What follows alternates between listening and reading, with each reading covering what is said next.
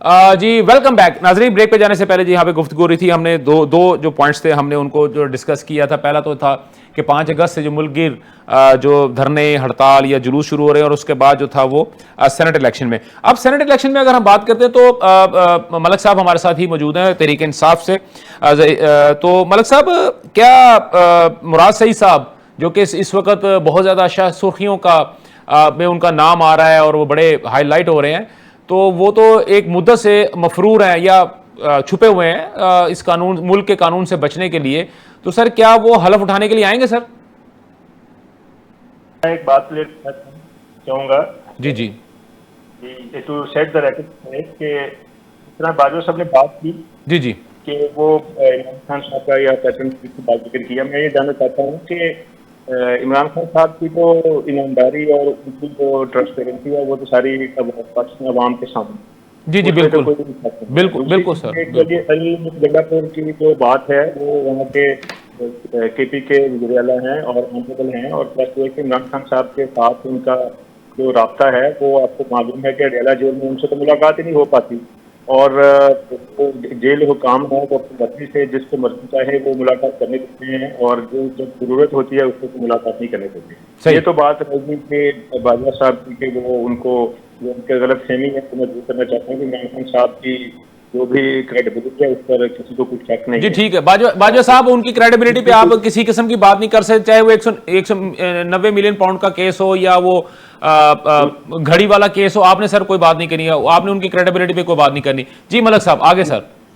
आगे बात यह है कि जिस तरह से अपना मुराद सईद की आपने बात की कि मुराद सईद हलफ नहीं लेते, वो आपको मालूम है कि जिस तरह से उनके ऊपर केसेस किए गए हैं, और हमारी ये ख्वाहिश होगी कि उनको हलफ लेने दिया जाए ताकि वो सेनेट में अपने पार्टी का मौक़िफ़ और पाकिस्तान के अवाम का मौक़िफ़, खुसूसन पीके का मौक़िफ़ जो है वो सेनेट में रख सकें। तो मुझे उम्मीद है कि सेनेट में इनको हलफ लेने दिया जाएगा। अच्छा, दूसरी बात सर यहाँ पे ये था कि सर क्या मुझे सर थोड़ा सा बतौर तालिब इल्म सर मुझे थोड़ा सा प्रॉब्लम हो रहा है कि क्या वो विद इन 60 डेज जो है वो आ जाएंगे सर हल्फ उठाने के लिए, क्योंकि आप ही की हुकूमत ने सर एक कानून बनाया था कि जो बंदा विद इन 60 डेज जो है वो हल्फ नहीं उठाता वो नाअहल हो जाएगा। और अगर खुदा ना खास्ता अगर ऐसा हो गया तो इसका मतलब है कि आप लोगों ने जानबूझकर एक ऐसे कहना तो नहीं चाहिए, मुहावरतन कह रहा हूं सर, माजरत मुहावरतन कह रहा हूं कि एक ऐसे रेस के घोड़े पे आपने पैसे लगा दिए हैं सर जो कि रेस में हिस्सा ही नहीं ले सकेगा।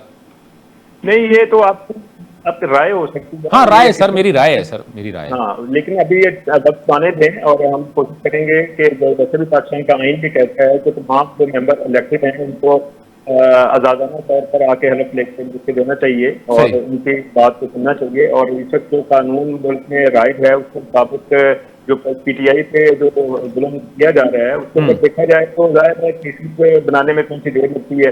मेरे इतने ऊपर केसेस बने हुए हैं, मैं कुछ देखते हूँ, तो इस वक्त PTI जो है एज ए होल जमात जो है वो एक फाशिस्ट हुकूमत के अंदर जो है वो एक किस्म के बर्बरियत और जुल्म का शिकार है। लेकिन फिर भी हम उम्मीद करते हैं कि डेमोक्रेटिक प्रोसेस के लिए हम इंशाअल्लाह ताला पाकिस्तान तहरीक इंसाफ हर वक्त जो है वो अपनी कुर्बानियां भी देती रहेगी और हर स्ट्रगल भी करती रहेगी। जी जी जी बाजवा साहब आप कुछ कहना चाह रहे हैं सर, काइंडली रिस्पॉन्ड कीजिएगा सर इस पे। साहब मेरे बड़े ही मोहतरम है ज़हीर साहब, मलिक साहब बड़े सीजनड आदमी हैं और ये सियासत को बड़े पुराने मतलब बचपन से जानते हैं, और मैं ये समझता हूं कि ये इनकी बड़ी ग्रिप है। देखिए मलिक साहब, बात ये है कि आपने ये दुरुस्त फरमाया कि उनको हलफ लेने देना चाहिए, उनको आना चाहिए, उनको मौका मिलना चाहिए, और दुरानी साहब ने कहा कि आपका अपना ही बनाया हुआ कानून है। मैं आपको एक अर्ज करूं कि मैंने अर्ज की थी पिछले अभी सेगमेंट में कि एक ये कॉन्स्पिरेसी थ्योरी है। हाँ। इसकी PTI के दोस्तों को समझ नहीं आ रही कि इमरान खान साहब क्या कर रहे हैं और क्या चाह रहे हैं। सही। मैं आपको अर्ज करूं सर, ये देखें, ये दुरुस्त है कि 9 मई का वाकया हुआ, सजाएं हुई, लोग पकड़े गए, सारा कुछ हुआ, लोगों ने 9 मई को लाइव देखा, सारा कुछ लाइव देखा, सारे चैनल ने लाइव दिखाया, और आज भी PTI के दोस्त चाहते हैं कि हमें जो है ना वो CCTV कैमरा की मूवी दिखाई जाए, हमें फुटेज प्रोवाइड की जाए। अब मैं अर्ज करता हूं, मियां शहबाज शरीफ साहब को अरेस्ट किया गया, मियां नवाज शरीफ साहब को अरेस्ट किया गया, मरियम नवाज साहबा को अरेस्ट किया गया, हमजा शहबाज को अरेस्ट किया गया, ख्वाजा आसम को अरेस्ट किया गया, आसन इकबाल को अरेस्ट किया गया, ख्वाजा साद रफीक को, ख्वाजा सलमान, चले नहीं अपना बाजवा साहब हम नई चीज पे आते हैं, नई डेवलपमेंट पे आते हैं, हम इसको छोड़ देते हैं, छोड़ें, ये तो पुरानी बात है, क्लीशे हो गया, नहीं तो क्लीशे हो गया, हम मैं नई डेवलपमेंट पे आता हूं। अपना शहजाद साहब अभी चले मैं मलक साहब से पूछता हूं ना मैं बाजवा साहब से पूछता हूं। सर अभी आपने शेर अफजल मरवत साहब का बयान सुना होगा, तो नहीं सुना तो मैं अपनी प्रोडक्शन टीम से सर मैं जरा गुजारिश करता हूं कि काइंडली जरा शेर अफजल मरवत साहब का एक बयान जो है एक प्राइवेट चैनल पे जो उन्होंने दिया है, सर काइंडली जरा वो चलवा दें और मेरे जो दोस्त मेहमान बैठे हैं इनको वो सुनवाएं ताकि फिर हम आगे चलते हैं। जी प्रोडक्शन टीम जी इसमें मैं थोड़ा सा एड अप मैं इसमें करवा दूं आपको थोड़ा सा, क्योंकि वो मेरी प्रोडक्शन टीम कह रही है कि जी आप हमें सिर्फ चंद सेकंड्स अगर हमें दे दें तो हम, तो उसमें सर ये है कि शेर अफजल मरवत साहब ने अलीमा खान साहबा के ऊपर इल्ज़ामात की बौछार कर दी है और उन्होंने कहा है कि अगर तहरीक इंसाफ के अंदर कोई गद्दार है तो वो गद्दार जो है वो अलीमा खान साहबा है। और उसके साथ साथ उन्होंने जो चीज़ें की हैं, बातें की हैं, मेरा ख्याल है क्या वो चीज़ें जो है हमारी फुटेज वो तैयार हो चुकी है आप लोगों को दिखाने के लिए, तो वो आपके हम पेशे खिदमत करते हैं। जी करोड़ रुपए मोहतरमा ने अभी वसूल किए हैं। जब 26 नवंबर का वाक़या हुआ तो ऐप बना और उस ऐप पे और चीज से जो है पैसे जनरेट हुए। 35 करोड़ रुपए जो है इन्होंने खदीजा शाह को आगे किया। अब वो पैसे किधर गए? हर एक बंदे को गंदा करने की कोशिश कर रही है। ये आज तक नहीं बता पाई है कि न्यू जर्सी में इसने 2004 में 25 करोड़ रुपए का फ्लैट किस चीज पे खरीदा। इसके साथ एक समीना सुल्ताना नामी खातून थी जो उसमें पार्टनर थी। समीना सुल्ताना को फिर अपने पैसे से महरूम किया, जाके अदालत में उसको ले गई और यही सलमान अकरम राजा उसके वकील थे। 5 अगस्त को सलमान अकरम राजा साहब को ये लाई है, पुराना इनका वकील है उस जमाने से जब वो समीना खातून के साथ इनके वो मुकदमे थे पैसों के मामले पे। दुबई में इसने ये लाफ टावर है जो बिल्कुल बुर्ज खलीफा के सामने, वहाँ पे इसने एक अपार्टमेंट ली जो डिक्लेयर नहीं की थी। न्यू जर्सी की जो प्रॉपर्टी है इसकी कोई मनी ट्रेल इसके पास नहीं है। नवाज शरीफ और मरियम बीबी से तो ये मांग रही है, अपनी ट्रेल इसने कभी दी नहीं है। ये वो चीज से फंड्स कलेक्ट करती आई है। अभी भी पीटीआई ने कभी इसी हिसाब मांगा है कि वकीलों के नाम पे जो फंड की बात कर रही है, किसी को 1 रुपए इन्होंने दिया है? मैं इसको चैलेंज। जी नाज़रीन आपने भी यकीनी तौर पे ये गुफ्तगू सुनी होगी और साथ में जो मेरे मेहमान हैं उन्होंने भी इस पूरी गुफ्तगू सुना होगा। अगर फिर भी आप कहते हैं तो मैं थोड़ा सा इसको थोड़ा सा आगे कर देता हूँ। जब 26 नवंबर को वाक़या हुआ तो एक ऐप बनाई और इसमें ऐप से ओवरसीज पाकिस्तानियों के जरिए पाकिस्तान में जो पैसे खदीजा शाह को आगे किया और वो पैसे किधर है ये आज तक नहीं बता पाई है कि न्यू जर्सी में उसने 2004 में 25 करोड़ का फ्लैट कैसे खरीदा। दुबई में उसने क्लॉक टावर जो बिल्कुल बुर्ज खलीफा के सामने है वहां पे उसने एक अपार्टमेंट लिया जो डिक्लेयर नहीं हुआ। न्यू जर्सी की जो प्रॉपर्टी है इसकी मनी ट्रेल इनके पास नहीं है। और उन्होंने साथ में ये भी कहा कि मैं ये चैलेंज करता हूं कि मैं ये जो बातें कर रहा हूं ये मुझ पर केस कर ले। और शेर अफजल मरवत की जानब से अलीमा खान साहबा पर पार्टी फंड में जो करप्शन के संगीन नतायज ये इल्ज़ामात लगा दिए गए हैं। तो मैं सर मुझे नहीं समझ आ रही मैं क्वेश्चन किससे करूं, शफी साहब आपसे करूं, जो है मलक साहब से करूं या बाजवा साहब से करूं?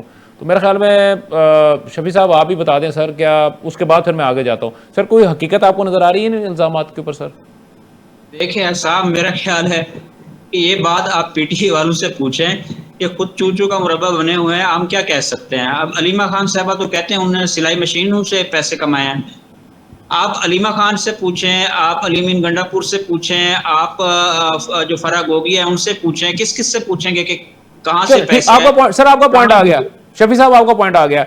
मलक साहब ये जो इन्होंने बात की, फराह गोगी की बात की है इन्होंने, और मैं बाकी उस पर नहीं जाता, अलीमा खान साहबा की बात पे नहीं जाता। मैं फिलहाल सर फराह गोगी साहबा जो थी वो एक ऐसा करैक्टर है पाकिस्तान की तारीख के अंदर, खासतौर पर पाकिस्तान की पॉलिटिकल तारीख के अंदर, जिसके हक में दलाइल देने के लिए उस वक्त के वज़ीर आज़म ने बाकायदा तौर पर टीवी चैनल्स के ऊपर आके पूरी एक प्रेस कॉन्फ्रेंस की थी और बल्कि उन्होंने तकारीर की थी। उन्होंने कहा था कि उस जैसी शरीफ और मासूम बच्ची शायद उन्होंने ना देखी हो लेकिन उसके बाद जो भी हालात हुए, अपना जो थे ये बहरिया टाउन के जो सरबराह हैं, जो मालिक है, उनकी भी एक ऑडियो जो थी वो लीक हुई और जिसके अंदर ये सारी बातें डिस्कस हुई हैं।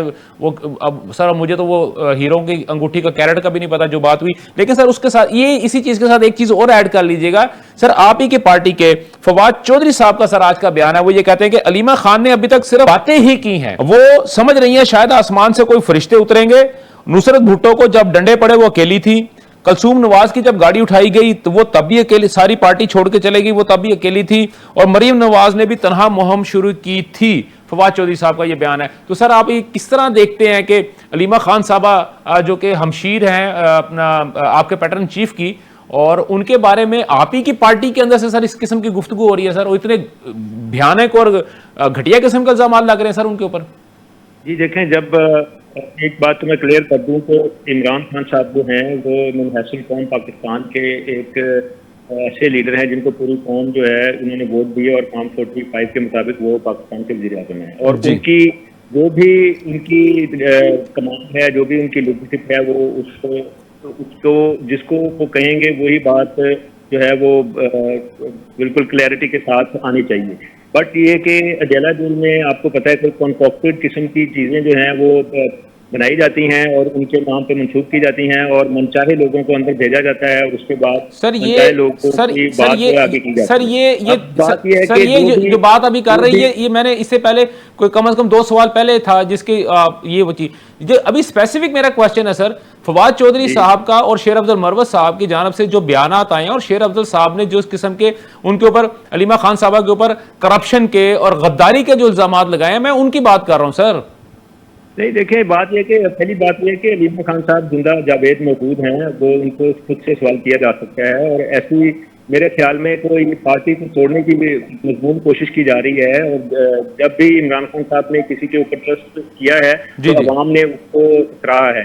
अब शेर अफजल मरवत साहब जो है, जब इमरान खान साहब की उनको आशीर्वाद हासिल थी तो पूरे पाकिस्तान में उनके जो वर्कर्स थे उनके अंदर उनके दिलों में वो धड़कन थे। जब जाहिर है ऐसी कोई चीज़ उनके दिल में आई या पता नहीं वो किस अंदाज से बात कर रहे हैं और पार्टी को जानबूझ के जो है वो मुख्तलिफ दलों में तकसीम किया जा रहा है, ये भी एक मैं समझता हूँ कि एक साजिश है। जब इमरान खान साहब जेल से बाहर आएंगे तो चीज़ें जो है वो क्लियर हो जाएंगी। अभी आपको मालूम है कि इमरान खान साहब जेल में हैं और उनकी तरफ से मनगढ़ंत बयानात दिलवाए जा रहे हैं और पार्टी को डैमेज करने की कोशिश की जा रही है। अच्छा, आपका तो सर इस तरह ये जो आप बात कर रहे हैं सर, अपना मलक साहब आपने जो बात की है कि इसका मतलब ये हो कि शेर अफजल मरवत और फवाद चौधरी जो हैं वो इन्फ्लुएंस्ड हैं, किसी के इन्फ्लुएंस्ड हैं, और उसके कहने के ऊपर इस किस्म के इल्जाम लगा रहे हैं सर। वो देखें, ये एक चीज आप समझने की कोशिश करें। मैं ये कह रहा हूँ कि इमरान खान साहब की जो असल उनकी जो स्टेटमेंट है वो बाहर नहीं आने दी जा रही और उनको महीना उनसे नहीं सर उसका नहीं सर काइंडली शेर अफजल मरवत ने कहा है कि अगर पीटीआई के अंदर को गद्दार है तो अलीमा खान गद्दार है, और उसके साथ उन्होंने उन पे इल्जामात लगाए हैं, करप्शन के इल्जामात लगाए हैं कि 26 नवंबर के बाद जो ऐप के जरिए पाकिस्तान में पैसे जनरेट हुए, यानी कि लोगों को उनकी मदद के लिए 26 करोड़ से ज्यादा, वो पैसे किधर गए। उन्होंने कहा कि खतीजा शाह को उन्होंने आगे कर दिया और सारे के सारे पैसे खा गई। उसके बाद जी सर, ये चीज उनकी अपनी एक राय हो सकती है। अच्छा। मैं इस चीज को नहीं मानता और ना ही पीटीआई मानती। अलीमा खान इमरान खान साहब की बहन है और वो अदर देन पार्टी वो इमरान खान की रिहाई के लिए कोशिश कर रही है और उनके ऊपर ये जमात हैं जो कि अगर शेर अफजल साहब के पास कोई सबूत है तो उनको बिल्कुल कोर्ट में उनको लेकर आना चाहिए। वो भी वकील हैं, जज भी रहे हैं, और अगर वो पार्टी के मुखलिस हैं तो उनको बिल्कुल इस चीज पर जो है वो इनको केस करना चाहिए। लेकिन मेरा नहीं ख्याल कि ऐसी कोई बात है। ये सिर्फ डैमेज करने की कोशिश की जा रही है। ठीक हो गया बैलेंस करने की ठीक हो गया सर। वो ये कह रहे हैं बैलेंस करने की कोशिश की जी। आसिफ बाजवा साहब, सर आप तो सर सिलाई मशीन को रो रहे थे, इधर तो सर और कुछ और फटा खुल गया सर।